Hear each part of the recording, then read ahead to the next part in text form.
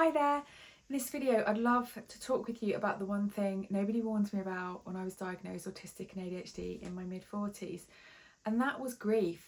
Now, my diagnosis came initially as this huge relief of understanding why I'd had the life experiences that I'd had and why I am the way I am.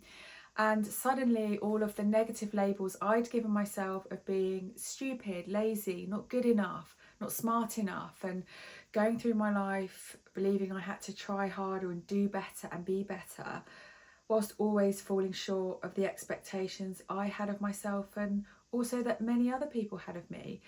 I just lived believing that I was supposed to do life in hard mode and that things weren't easy for me, and I tried to cover up the parts of myself that I didn't want others to see, and it led to a really lonely and isolated life. So receiving a diagnosis for me was very validating in that I wasn't broken, there was nothing wrong with me, and it's just that my brain processed things differently. I was different, not less, and that's something that I talk about a lot.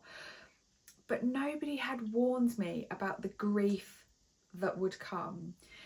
And that's what I want to share with you, because I think that so many people talk about the elation, the understanding and the self-acceptance that comes with discovering that you're just different, your brain just functions differently. And I definitely had that. But being diagnosed in my mid-40s, as I reflected back through my life, I couldn't help but wonder how my experiences might have been different if I'd have known sooner, if I'd have been able to lean into self-acceptance and compassion and maybe set my life up in a way that was supportive of my needs and not constantly working against me. Maybe I wouldn't have had the belief that I was broken or that I was unworthy or incapable of living a normal life. And the reason that brings me some sadness to think about it is that, you know, I'm 50 next year. At the time of recording, I'm 50 next year. And, you know, I don't have children. I haven't been married. I've lived on my own since my mid-20s. I say on my own. I've got a cat. I've always had a cat. But essentially without another human being present, because I was also deeply ashamed of who I was and how I showed up, that I didn't want other people to see that. So my home became my safe space, my space to escape and to unmask, to be, you know, just with myself in my own environment.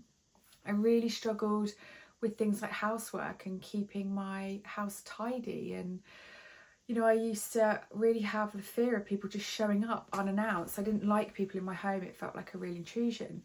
I struggled with connections, with friendships and with relationships. I found myself typically drawn to people that would take what they wanted and needed from me with no real regard for me or my needs.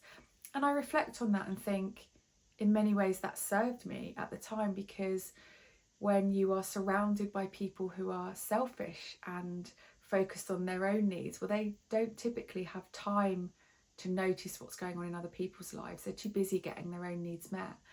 And that was a safety net for me. It meant that I could, you know, do whatever I felt they needed or wanted from me and then step away and come back into my own life. And so the grieving part has been around the life I might have had if I had known I was autistic and ADHD. What choices might I have made that were different? Maybe I would have had a meaningful relationship. Maybe I would have had a family or some really lovely friendships. And that's the part that when I speak with other women that have been diagnosed later in life, maybe their circumstances are different, but often there is that underlying feeling of grieving for a life that we might have had we have known sooner.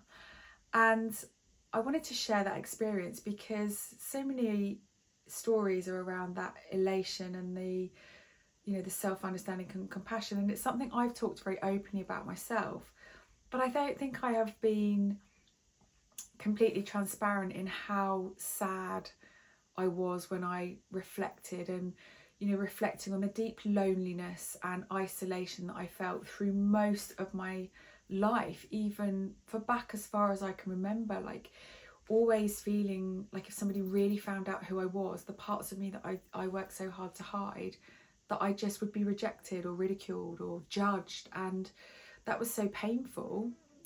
Being someone that also struggles with rejection sensitive dysphoria, so I can take any perceived criticism or judgment extremely personally. So you layer that into trying to navigate and get by with friendships, with relationships, in working environments, and I very much poured much of my effort and energy into creating a externally successful life. So in terms of societal standards, you know, having a career and successfully running my own businesses, whilst hiding all of the parts of me that I struggled with and becoming deeply lonely and isolated.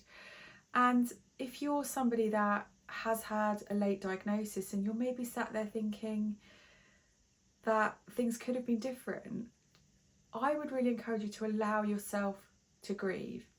We can't change what's happened in the past. We can look at life through a different lens. We can have self-compassion and self-acceptance for where we are now, and we can make those choices in a more positive direction for the life that we want to lead, and move forward and have positive connections and friendships, and allow people into our lives that it's a two-way street, whether that's is a friendship or a partnership, or in a business context, in a professional context.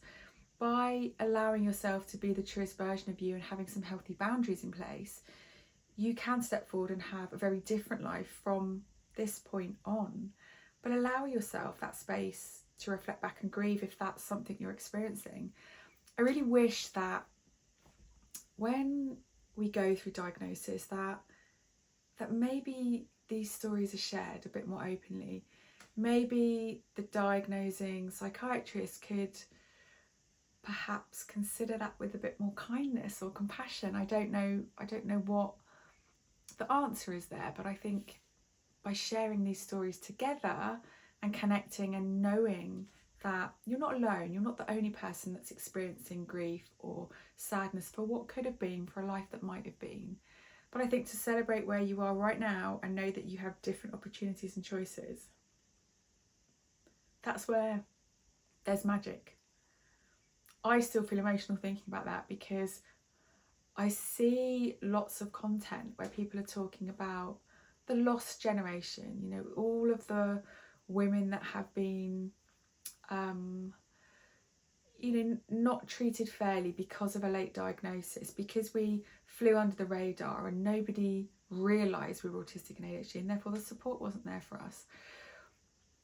I completely appreciate that point of view, but equally, I feel like it's a gift. I feel like, as with anything, research changes, our knowledge and understanding within society changes. And I think that the medical professionals and society are slowly starting to understand the impact and the differences of neurodivergence in women. And more people are talking about it. We're having these types of conversations. And I, for one, feel incredibly grateful to have discovered I'm neurodivergent in my 40s, so that I can change those negative internal dialogues and labels and conversations that I was having of being, useless, unworthy, lazy, not good enough. That's now replaced with, you're different, not less. Your brain works differently, you function differently.